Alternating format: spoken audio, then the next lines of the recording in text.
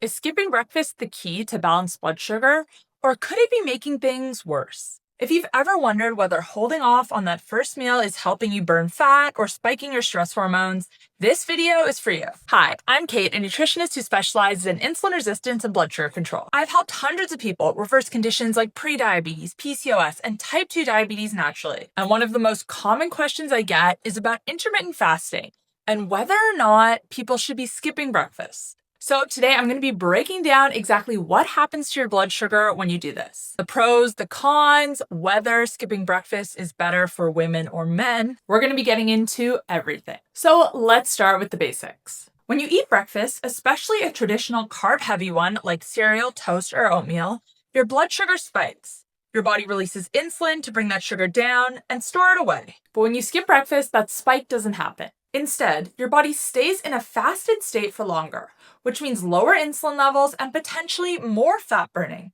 And this can be very powerful if you're trying to reverse insulin resistance and lose weight.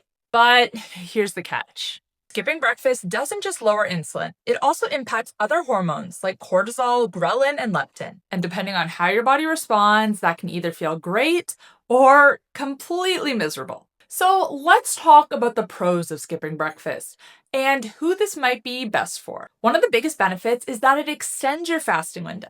This simply means you're giving your body more time in a low insulin state, which allows you to burn stored energy instead of constantly running on quick fuel from food.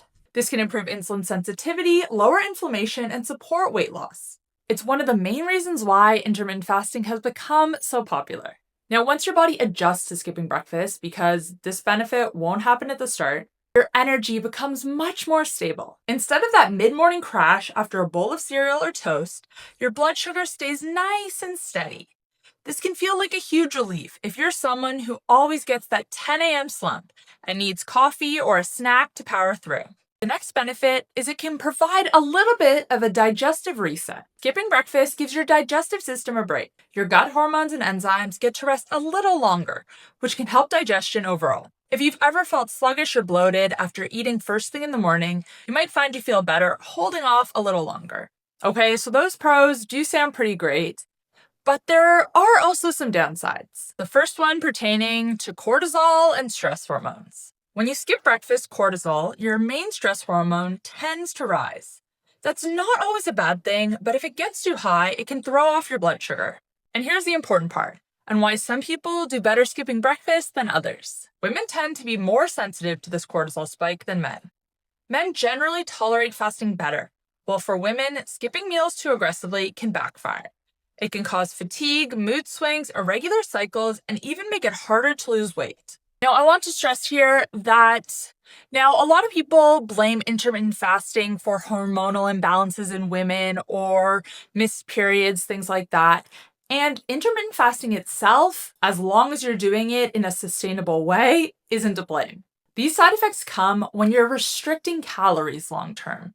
And this can happen if you're fasting too aggressively. But I really want to stress that these side effects are not from the fasting, they're from restricting calories. A good intermittent fasting schedule means you're eating enough within your feeding window. The benefits come from spending part of your day in a fasted state and part of your day in a fed state, not from restricting calories. And this brings me into my next point, which is overfasting.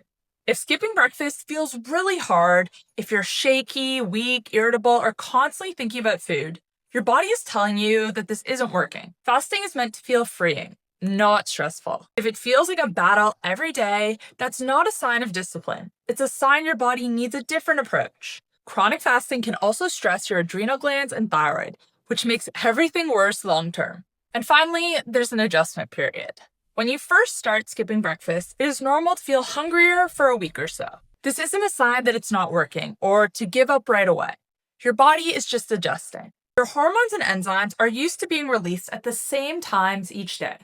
If you usually eat at 7 a.m., your body will literally start prepping for digestion at 7 a.m., even if no food comes in. That's why you feel hungry on schedule. But here's the good news. After a week or maybe two, your body starts to adjust and adapt. Those hunger pangs fade and it starts to feel natural. If it doesn't feel easier after that, that's a sign that you might need to pivot with your approach. So, how do you know if skipping breakfast is working for your blood sugar, working for your body, or not? If it's working, you'll notice steady energy, fewer cravings, mental clarity, and it will feel effortless. You're not constantly fighting hunger, and you don't feel deprived. If it's not working, you'll feel fatigued, irritable, dizzy, overly stressed, or you'll have intense cravings later in the day.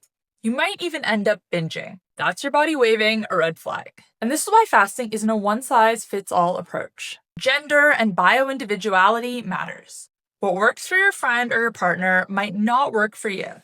Okay, so let's talk about some practical tips for skipping breakfast. Because, like I said, it can be a good approach and it can be beneficial for the right group of people. First off, you need to make sure you're staying hydrated in the morning, even if you're not eating. A lot of people mistake thirst for hunger. Having water with electrolytes in the morning can make fasting so much easier. Now, if you are going to skip breakfast, make sure your first meal when you do break your fast is high in protein and healthy fat. This sets you up for stable blood sugar the rest of the day and makes you less likely to have a crash and a binge. And finally, listen to your body. Especially for women, pay attention to your cycle and stress levels.